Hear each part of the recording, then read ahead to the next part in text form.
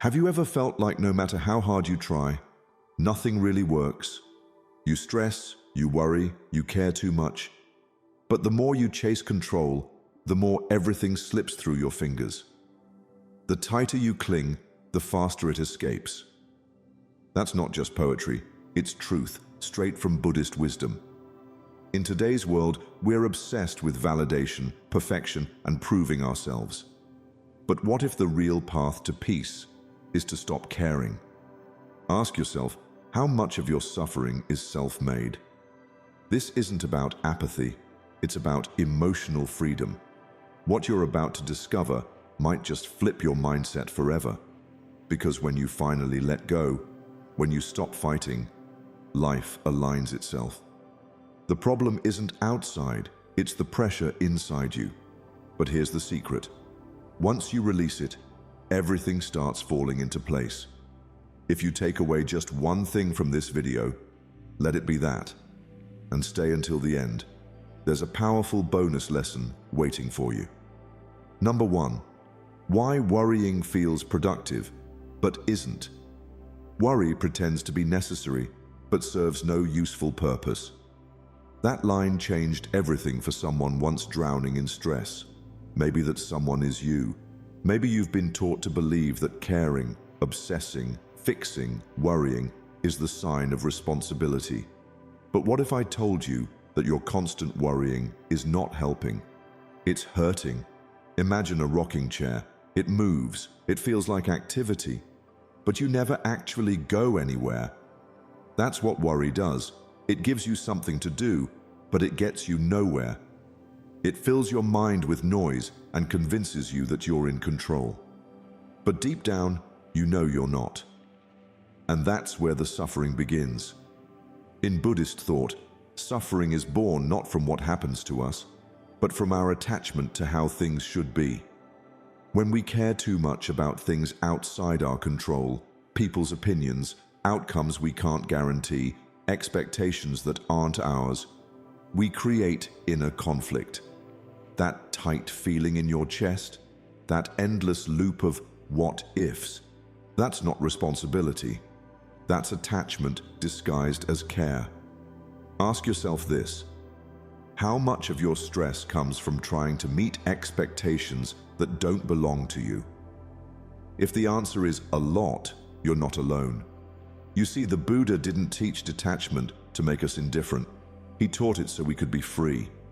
When we stop clinging, worrying, obsessing, we respond instead of react. We act instead of overthink. That's the shift, from thinking mode to being mode. And that begins with presence. Breathe. Feel your feet on the ground. Name the moment, not the million outcomes. Worry often tricks you into believing you're preparing for the worst. But most of the time, you're just reliving the past or rehearsing pain that hasn't happened. You're planning, but you're really just recycling fear. What if, instead of asking, what could go wrong, you asked, what can I do right now? And if there's no action to take, then maybe the most courageous thing is to let go. There's a story of a man clinging to a branch over a cliff. He's screaming for help, terrified. Then he hears a voice. Let go. He resists, but eventually, exhausted, he releases the branch and realizes the ground was just inches below him all along. Sometimes life works like that. When you stop clinging, when you stop overthinking, you land exactly where you were meant to be. So ask yourself today, what are you holding on to that no longer serves you? What would your life look like if you trusted that things will fall into place? The truth is simple but powerful. When you stop caring about the wrong things, you make space for the right ones to enter. You show up lighter, freer, and more alive. Letting go is not weakness, it's wisdom. Build a strong, disciplined mindset. But let your thoughts be calm and your heart untangled. Because when you stop caring, everything starts to fall into place. Focus only on today. Yesterday is gone. Tomorrow is imagination. 2. When you let go, life gets lighter. You've been carrying it for so long, you don't even feel the weight anymore. The pressure to be perfect, the fear of disappointing others, the need to control every outcome. It clings to your shoulders like an invisible backpack, tightening, pulling, wearing you down slowly. And one day, you wonder why you feel so tired, even when nothing's gone wrong. Letting go isn't just about moving on. It's about finally noticing that heavy load and choosing to set it down. In Buddhism, to let go doesn't mean to abandon or forget. It means to let be. To stop resisting what is. We suffer not because of what happens to us, but because of our desperate attempts to shape it all, fix it all, and make it fit into our imagined version of how life should be. But life isn't meant to be gripped like a clenched fist. It's meant to be held like water, gently, openly, with care, but never with force. Think about how often you've replayed the same conversation in your head, trying to rewrite it. How often you've obsessed over someone else's opinion, or a missed opportunity, or a future that hasn't even arrived. That's not growth. That's entrapment. And it happens so quietly, you don't even realize the mental noise stealing your peace. Ask yourself, what are you holding on to that's holding you back? There's a story of a monk who travels with a heavy sack of rice over his shoulder. A fellow monk asks, "Why don't you put it down?" The first monk replies, "Because I forgot it was still there." That's how we live, attached to old pains, outdated beliefs, and burdens that no longer serve. Letting go doesn't mean you don't care. It means you care enough about your peace to release what isn't in your hands. When you surrender the illusion of control, something miraculous happens. You create space. Space for presence, for clarity, for breath. Lightness returns, not because life got easier, but because you stopped making it harder. Letting go of judgment allows you to see yourself as you are, not as who you're constantly trying to become. Letting go of expectations frees your relationships from resentment. Letting go of fear invites flow instead of friction. So try this. Can you soften your grip just for today? Can you stop clinging to the past or chasing the future and simply be with what is without resistance? The Buddha said, "You only lose what you cling to." Maybe peace isn't something to find, but something that rises naturally when you remove what's in its way. This isn't giving up, it's waking up. And sometimes the most powerful thing you can do is nothing at all. Just notice, just breathe, and let be. Letting go is not losing, it's lightening the soul. When you stop carrying the weight of everything you can't control, everything begins to fall into place. Peace is not found in holding on. It is found in the quiet courage to release. 3. When you stop feeding the fear loop. Fear begins quietly. A thought, a doubt, a what if. And before you know it, it spirals. Suddenly your chest is tight, your mind is racing, and you're trapped in an invisible loop that plays the same story on repeat. Fear is like a fire. It only grows when you feed it. But what if you just stopped? What if you stopped giving it oxygen and instead simply watched it burn out on its own? Buddhist wisdom teaches that fear is not the enemy. It's the attachment to fear, the stories we build around it, that cause suffering. Fear says, "You're not ready." Fear whispers, "You'll fail." But none of that is truth.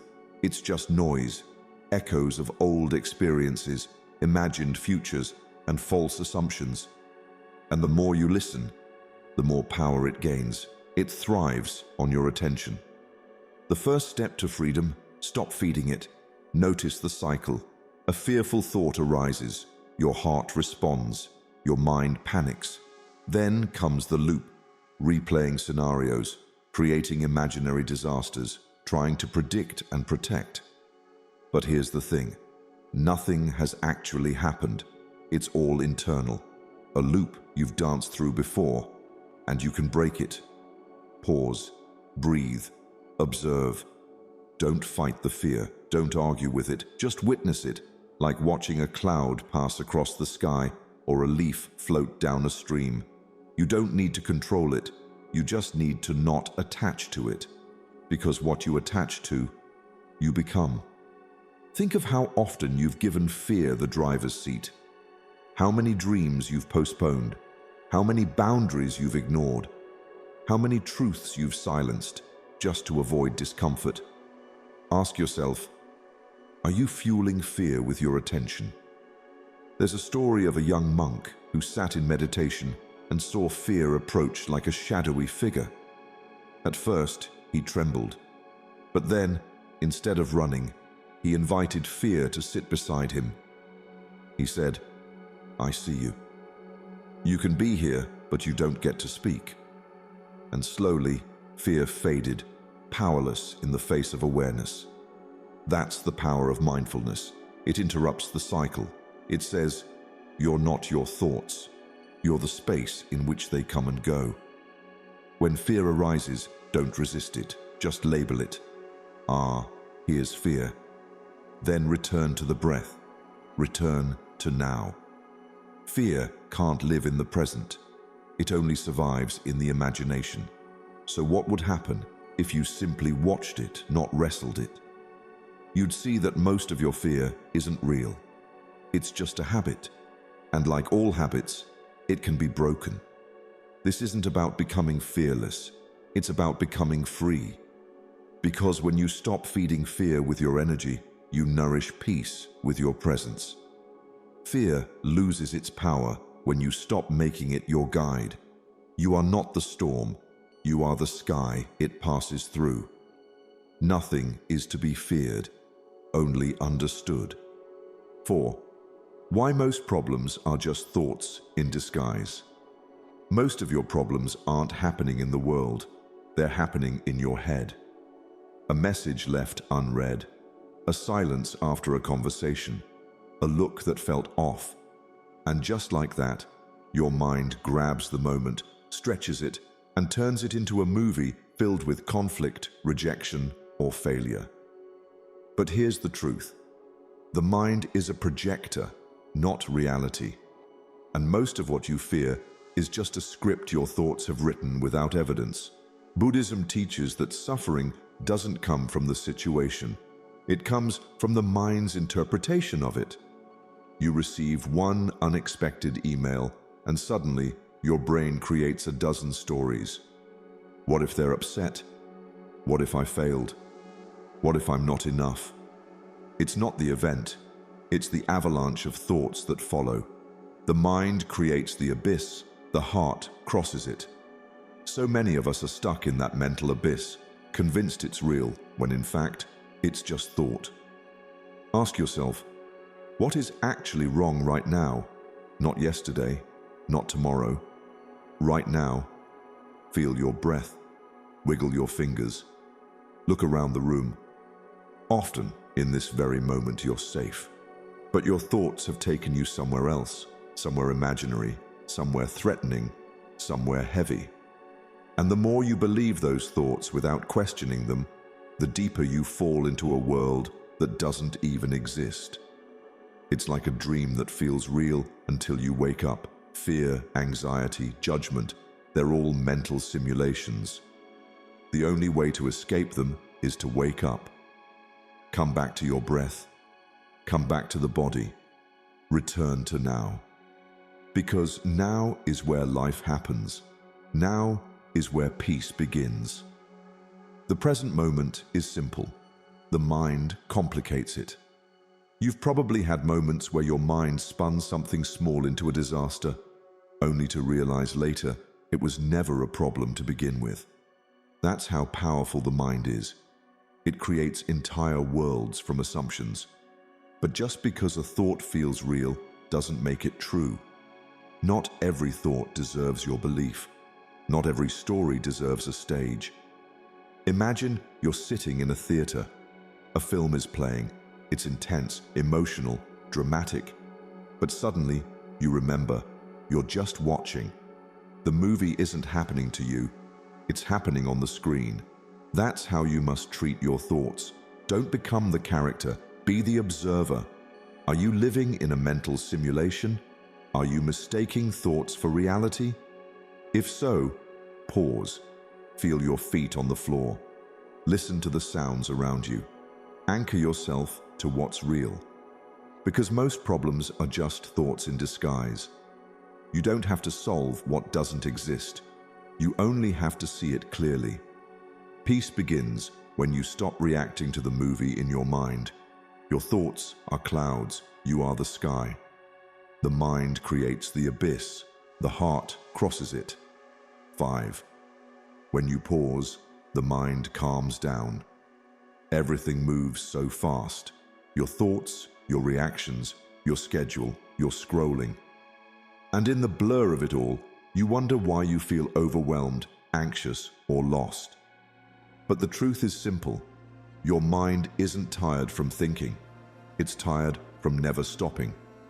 Imagine a glass of muddy water. If you keep stirring it, the water never clears. But if you let it sit, the dirt sinks and clarity returns. That's your mind. It doesn't need fixing. It needs stillness. Buddhism teaches that in silence, wisdom arises, not in noise, not in reaction, but in pause. When you stop, even for a moment, the endless stream of thought begins to lose its grip. The storm of what-ifs, fears, and judgments starts to quiet. One deep breath can change your mental weather. It's not dramatic, it's not loud, but it is transformational. Stillness is where your clarity waits. Think about how often you react instantly. Someone says something upsetting and you snap back. A thought arises and you spiral. A notification pings and you chase it. But what if you paused? Just for a breath, just for a moment. That pause is powerful. It breaks the automatic loop. It invites you back to presence. It gives you the freedom to respond, not just react. Make stillness a habit, not a last resort. Walk without your phone. Eat without distraction. Sit without rushing. Not because it's trendy, but because your mind needs it. Stillness is not inactivity. It's the most conscious form of action. It says, I choose to be here. It says, I'm not at the mercy of my mind. Ask yourself, when was the last time you truly stopped? We think productivity comes from doing more, but real power often comes from doing less, intentionally. A monk once said, if you're too busy to sit quietly for 10 minutes a day, you should sit for an hour. Because the more frantic your life feels, the more urgently your soul needs silence. Stillness doesn't mean you remove all sound. It means you stop identifying with the noise inside. You observe it without becoming it. Just like watching clouds pass through the sky, you learn to see your thoughts as visitors, not permanent truths. You remember that you are not your thoughts. You are the awareness behind them. So pause, right now. Just take 10 mindful breaths. Feel the air enter and leave your body. That simple act, it's not small, it's sacred. Because in that pause, you return home to yourself. And from there, life begins to fall into place. Not because you forced it, but because you finally got out of your own way. Stillness is not escape, it's alignment. When you pause, the chaos outside you stops echoing inside you. In the silence of the mind, the noise of worry dies. 6. Why peace is a daily practice, not a lucky accident. Peace isn't something you stumble upon one lucky morning. It doesn't fall from the sky or arrive when life finally calms down. Because the truth is, life rarely does. There will always be noise, chaos, deadlines, and emotions. But within all that, peace can still live, if you build it. Think of peace like a garden. You don't plant it once and forget it. You water it daily. You clear the weeds. You protect it from storms. That's how it grows. That's how it lasts. In Buddhism, peace isn't something you seek.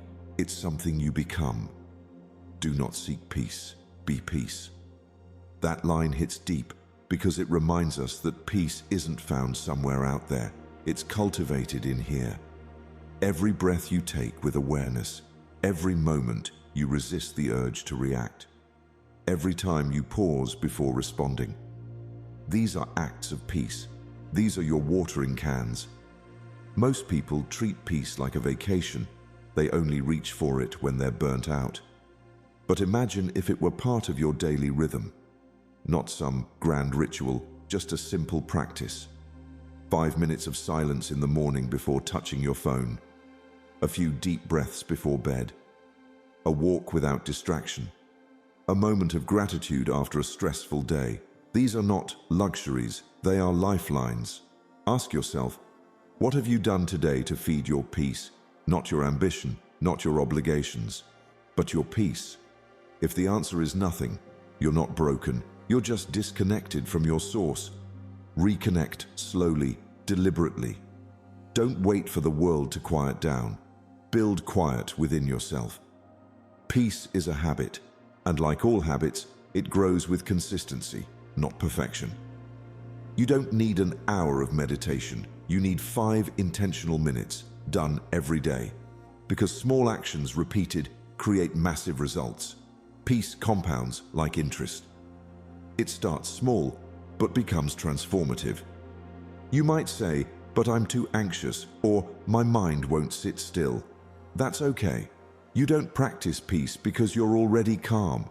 You practice it because you're not. The anxious mind is not a barrier to peace. It's the very reason you need it. Peace isn't the absence of thoughts. It's the space around them. The ability to notice the storm without becoming it. The world will offer you endless things to care about, most of them loud, urgent, and draining. But when you stop chasing every external validation, when you stop caring about controlling everything, something beautiful happens. Peace starts to rise naturally. Not because life got easier, but because you got anchored. Create a peace ritual, 5 minutes in the morning, 5 minutes at night.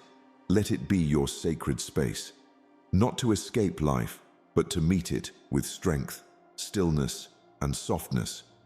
Peace isn't an accident. It's a decision you make daily. Don't wait to feel peaceful. Start acting peacefully. Do not seek peace. Be peace. 7. Why you don't need to have all the answers. We've been trained to believe that certainty equals security, that if you just gather enough answers, make enough plans, and solve every question, life will finally make sense. But that belief is the real source of your anxiety. Because life was never meant to be a solved puzzle. It's a river. And rivers don't need maps, they need flow. The tighter you grip the need to know, the more you resist the current. And the more you resist, the more you suffer. It is not knowing that leads us to wisdom, but embracing not knowing. Buddhism doesn't ask you to master everything, it invites you to let go of needing to. Think about how often you demand clarity before you allow peace. I'll relax when I have it all figured out. But what if clarity doesn't come first? What if peace comes from letting go of needing clarity? There's deep relief in realizing you don't need to know what's next. You don't need a 5-year plan, or a guaranteed outcome, or the perfect answer. You need presence. You need faith in the flow, in the uncertainty isn't a flaw in life. It's a feature. It's the space where possibility lives. When you stop filling that space with fear and just be with it, something softens. You shift from resistance to receptivity, from anxiety to awareness, from control to curiosity. And in that shift, life starts unfolding more naturally, more beautifully, because you're no longer in the way. Ask yourself, are you chasing answers or are you practicing presence? There's a big difference. One demands certainty before peace. The other finds peace in uncertainty. One leads to burnout, the other leads to freedom. The mind always wants to wrap everything into neat conclusions, but wisdom doesn't come from knowing. It comes from being okay with not knowing and walking anyway. There's a Zen teaching that says, let go or be dragged. And nowhere is that more true than in your obsession with control. When you surrender the illusion that you must figure it all out, you become free, not passive, not indifferent, but fluid, like water, able to adapt, move, bend, and still arrive exactly where you need to be. That's not weakness, that's power. You don't need all the answers, you need trust. Trust in the path, trust in yourself. Trust that even when things don't make sense, they are unfolding with purpose. And in that trust, there is a kind of strength no certainty can give you. Let the river carry you. You don't need to swim upstream anymore. The mind craves answers, but the soul seeks peace. And peace doesn't come from solving, it comes from surrender. It is not knowing that leads us to wisdom, but embracing not knowing. 8. Your value is not tied to other people's approval. You spend so much of your life trying to be seen the right way, liked, accepted, praised. You shape your words carefully, shrink your truth quietly, and twist your path subtly to fit into the expectations others have written for you. But here's the truth.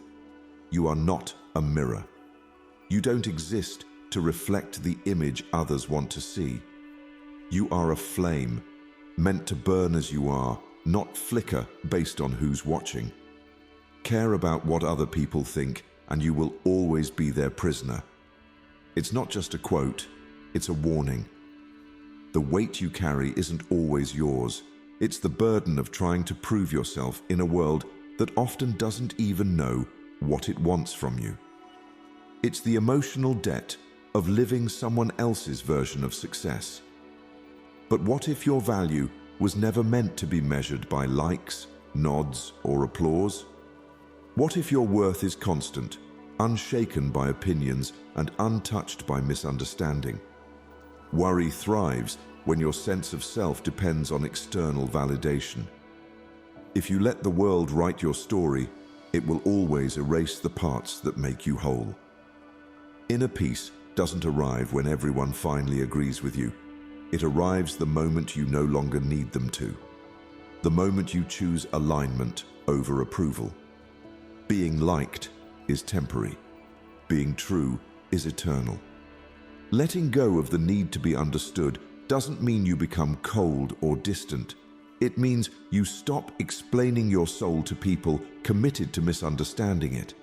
It means you live from your center instead of from reaction. It's a radical kind of freedom to stand in your truth even when it's lonely. To breathe fully even when someone else holds their judgment like a weapon. You don't need to fight it. You only need to stop feeding it. Ask yourself, are you living your truth or someone else's script? Are your dreams yours or were they inherited? Are your decisions guided by purpose or just fear of disapproval? Imagine how different your life would feel if you stopped asking, will they approve, and started asking, does this align with who I truly am?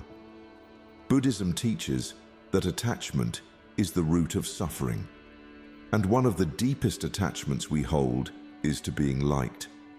But when you begin to see approval not as oxygen, but as decoration, you start to breathe on your own. You start to live from a deeper place, a place that doesn't flinch when misunderstood and doesn't chase when ignored. Not everyone will get you. That's okay. You are not here to be understood by all. You are here to live a life that feels true. Be bold in that. Be soft in that. Be free in that. You don't have to reflect anything. You just have to shine. Your value is not up for debate. It's built into your being. 9. Resistance is the root of suffering. There's a strange thing about pain. It often grows louder the more we try to silence it. Like quicksand, the harder you struggle, the deeper you sink. Resistance, though it feels like protection, becomes the very thing that tightens the trap. What you resist persists. These words hold more than wisdom. They hold a mirror. Because most of the suffering we carry isn't from what happens to us, but from our refusal to let it be what it is. We resist change, resist emotion, resist reality itself. And in doing so, we create our own storms. You think control will bring peace, but it rarely does. You brace yourself for what's already arrived. Try to fight off feelings that are already inside you. But suffering is often born in that fight, the inner war between how things are and how you think they should be. The moment you say, "This shouldn't be happening," you birth resistance. And with it, anxiety, tension, despair. But what if the way through isn't to push harder, but to soften? Surrender doesn't mean you approve of everything. It means you stop trying to manage life like a chessboard, as if every outcome must be calculated. It means choosing peace over control. It's a quiet revolution inside you, the shift from fixing to witnessing, from avoidance to allowance. That's the core of Buddhist teaching, that suffering begins when we cling, when we fight reality with our minds instead of accepting it with our hearts. It doesn't mean you never take action. It means your action flows from clarity, not panic. You don't need to have it all figured out. You just need to stop standing in the way of what is. Ask yourself, where are you pushing instead of allowing? Maybe it's an emotion you won't let rise. Maybe it's a chapter of your life you keep rewriting in your head, hoping for a different past. Maybe it's a fear you've armored yourself against so heavily, you forgot how to breathe beneath it. Whatever it is, resistance is not protecting you, it's exhausting you. Try this. When pain shows up, don't fight it. Watch it. Sit beside it like you would a grieving friend. When fear arises, name it, then breathe.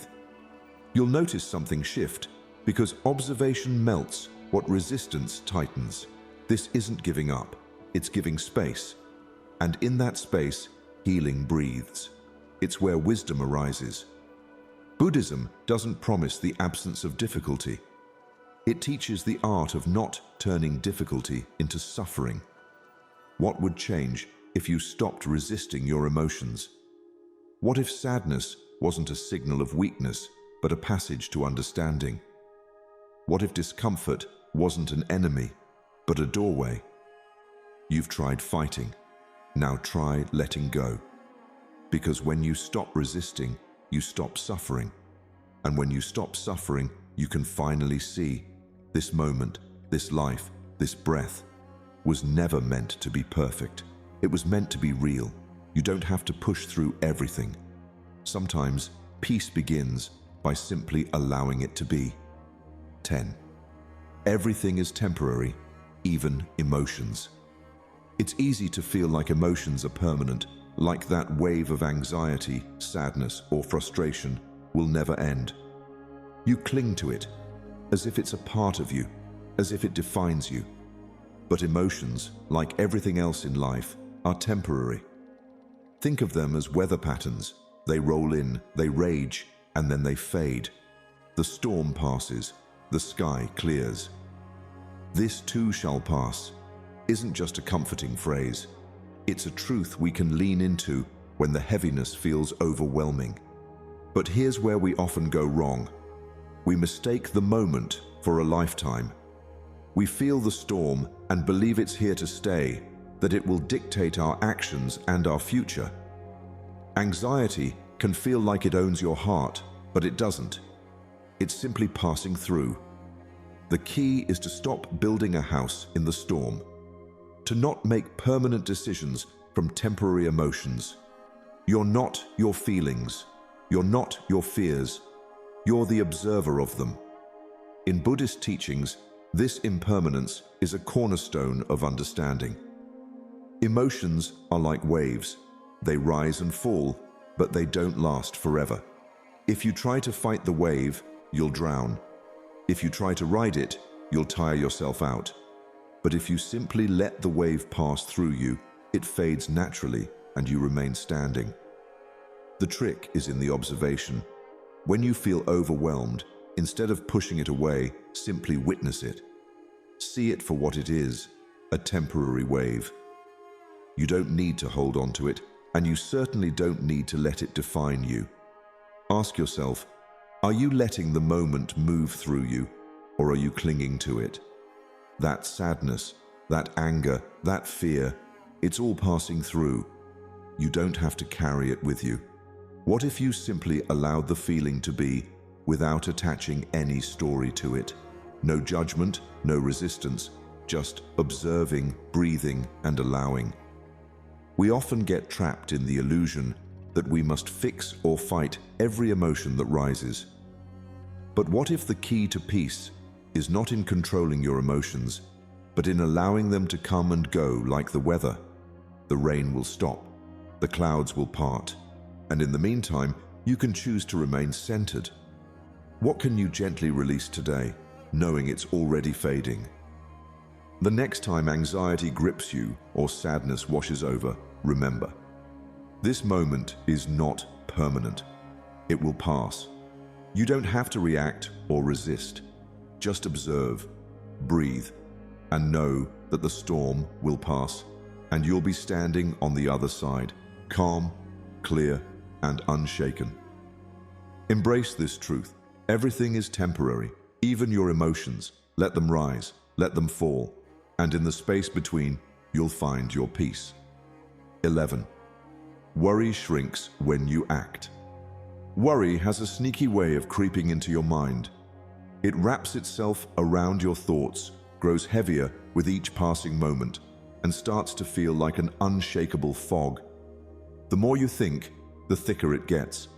It's in these moments of uncertainty that you feel stuck, paralyzed, unsure of where to start. But here's the truth. Worry shrinks when you act. The antidote to worry is purposeful motion. Just as the sun burns away the fog, taking action clears the path before you, even if it's just one small step at a time. Anxiety often doesn't stem from the magnitude of a problem, but from the indecision that surrounds it. The longer you hesitate, the more overwhelming the issue becomes. Thoughts spin in endless loops, making the task seem insurmountable. But when you break through that cycle by taking a small, deliberate step, the weight of worry begins to dissolve. It's like switching on a light in a dark room. Suddenly, what seemed impossible is now manageable. In Buddhism, there's an understanding that clarity comes not from thinking more, but from doing. When we're stuck in our heads, we're often searching for perfect answers, for certainty, for control. But the more we try to control, the more we feel out of control. The solution isn't to solve the problem in one giant leap. It's to move. It's about breaking the cycle of overthinking and replacing it with micro-actions. Send that email, have that conversation, write the list of things you've been avoiding. Action, no matter how small, creates momentum. And in that momentum, worry begins to lose its grip. Ask yourself, what's the next right thing I can do? It doesn't have to be grand, but it has to be something. It could be as simple as taking a few deep breaths or setting aside 5 minutes to tackle one part of the problem. The key is to shift from thinking to doing. Worry thrives when we're stuck in a loop of indecision. But when we act, even imperfectly, we break the cycle. The fog starts to lift and clarity begins to emerge. Imagine what it would be like if, instead of letting worry paralyze you, you focused on the smallest step you could take. What if, instead of waiting for the perfect moment, you simply took action in this moment? The task that seemed insurmountable. It becomes a series of small, manageable steps. The problem that felt like a mountain. It becomes a series of pebbles that can be picked up one at a time. So today, replace overthinking with doing. Shift your focus from worrying about what might go wrong to taking purposeful action toward what can go right. Because when you take that step, no matter how small, you'll find that worry doesn't stand a chance against movement. And in that movement, everything starts to fall into place. Bonus lesson: the mind is not you, you are the watcher. Imagine yourself standing on a mountain, the wind brushing against your skin. Below, you see a storm brewing, dark clouds rolling in, thunder rumbling, lightning flashing. But here's the thing: while the storm rages below, the sky above remains unchanged. The clouds move, the storm passes, but the sky is constant. This is how you can begin to view your thoughts, like the clouds. They pass through your mind, but they don't define you. You are the sky, not the storm. This powerful metaphor holds the key to finding peace in a world that feels overwhelming. So often, we believe we are our thoughts, that the racing mind and anxious thoughts define who we are. But what if we told you that you are not your thoughts?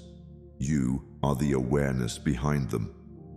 Just as the sky isn't disturbed by the clouds, you don't have to be shaken by the thoughts that pass through your mind.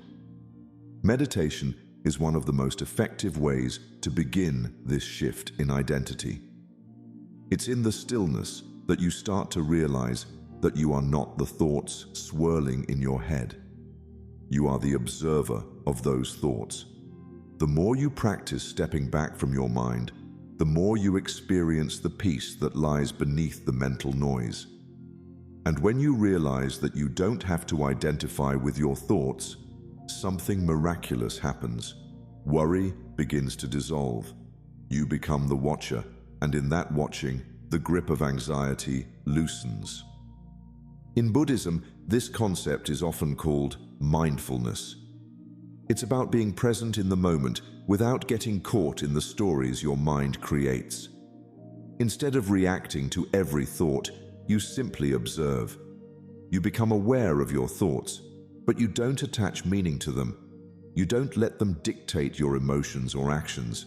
You simply watch, and in the watching, the power they hold over you fades.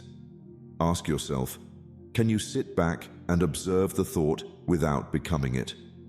The next time a wave of anxiety or worry hits, try this simple exercise. Close your eyes, breathe deeply, and notice the thought. Don't try to push it away or fight it. Just observe. Watch it like a cloud passing through the sky. Don't judge it. Don't attach a label. Just let it be. And as you do this, notice how the thought loses its grip on you. It's just a thought. It's temporary. It will pass. Who are you when you're not thinking? This question opens up a whole new realm of possibility. When you stop identifying with your thoughts, you create space for clarity, peace, and wisdom. You begin to experience life as it is, without the filter of your mental chatter. And in this space, you find freedom. The constant noise of worry and anxiety fades away, and what's left is pure presence. So, the next time you feel overwhelmed by your thoughts, remember the sky and the storm. You are the sky, vast and ever-present. The thoughts will come and go, but you remain. And when you stop caring so much about every passing cloud, everything starts to fall into place. Quick summary of the principles. Why worrying feels productive, but isn't. Worry gives the illusion of control, but leads to mental paralysis. It keeps you stuck in a loop of overthinking without progress. The key is to replace worry with conscious action. You don't need more thoughts, you need movement and presence. When you let go, life gets lighter. Letting go is not weakness, it's freedom. The more you hold on to control, expectations, and fear, the heavier life feels. Letting go is a deep inner trust that life will unfold as it should. Lightness returns when we stop resisting reality, when you stop feeding the fear loop. Fear grows when we feed it with attention, replay, and emotional energy. The loop can be broken by becoming aware and choosing to observe rather than react. Awareness dissolves fear's power. Step back and watch the fear without fanning its flames. Why most problems are just thoughts in disguise. Many problems exist only in the mind, not in reality. The mind spins stories, worst-case scenarios, and doubts that distort the present moment.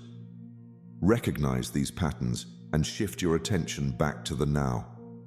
Most problems are thoughts dressed as threats. When you pause, the mind calms down. A single pause can interrupt hours of mental chaos. Stillness is not inaction, it's clarity. With every conscious breath, the mind returns to peace. The storm passes when we stop running from it and start watching it. Why peace is a daily practice, not a lucky accident. Peace is not found, it's created moment by moment. Through rituals, mindfulness, and reflection, peace becomes your default state. Don't wait for calm, build it. Small daily actions cultivate a mind that no longer chases the storm. Why you don't need to have all the answers. Life was never meant to be fully understood, just deeply experienced. Not knowing is not a weakness, it's wisdom. Embrace the mystery and let life surprise you. In surrendering the need to figure it out, you find freedom. Your value is not tied to other people's approval. When you rely on external validation, your peace becomes fragile. Your worth doesn't depend on being liked, praised, or understood. Choose authenticity over approval. Be true to yourself, and you'll stop fearing judgment. Resistance is the root of suffering. What we resist causes the most inner turmoil. Acceptance doesn't mean liking the situation, but choosing peace over mental war. Soften into what is, and watch the suffering dissolve. True strength lies in allowing, not controlling. Everything is temporary, even emotions. No emotion, thought, or experience is permanent. Anxiety, sadness, uncertainty, they all pass. Remembering impermanence helps you stop clinging or fearing change. All things rise, fall, and fade away in their own time. Worry shrinks. When you act, action is the enemy of anxiety. The longer you sit with worry, the bigger it grows. Even a small step creates momentum and clarity. Move your feet, and the fog of fear begins to lift. The mind is not you, you are the watcher. You are not the voice in your head, you are the awareness observing it. The moment you realize this, your identity shifts from chaos to calm. Meditation reveals this truth. Peace begins when you stop believing every thought you think. In this noisy world, worry has become a habit we wear like a second skin. It whispers that we're falling behind, not doing enough, or missing out. But worry is not a sign of responsibility, it's a trap. The moment you realize that, you begin to reclaim your power. You begin to live with intention rather than reaction. Every principle we shared today is a doorway out of the storm. You are not meant to drown in anxiety, overthinking, or fear. You are meant to rise above it by choosing stillness over stress, action over obsession, and presence over perfection. These practices are not merely ideas, they are tools for liberation. Use them. Zen teaches us, the obstacle is not in the way. The obstacle is the way. Worry is your greatest teacher if you dare to observe it, question it, and walk past it. By letting go, pausing, and being fully present, you discover a peace that has always been waiting beneath the noise. You don't need to control everything to live well. You just need to stop being controlled by your mind. Return to this truth daily, and your life will shift from chaos to calm, from fear to freedom. The power was never out there. It's always been within. Now it's your turn to take control of your life. Like and share this video to spread peace in a world that needs it. Comment below. What principle spoke to you the most? Subscribe to Deep Wisdom for more inspiring Buddhist insights on living a peaceful, purposeful life.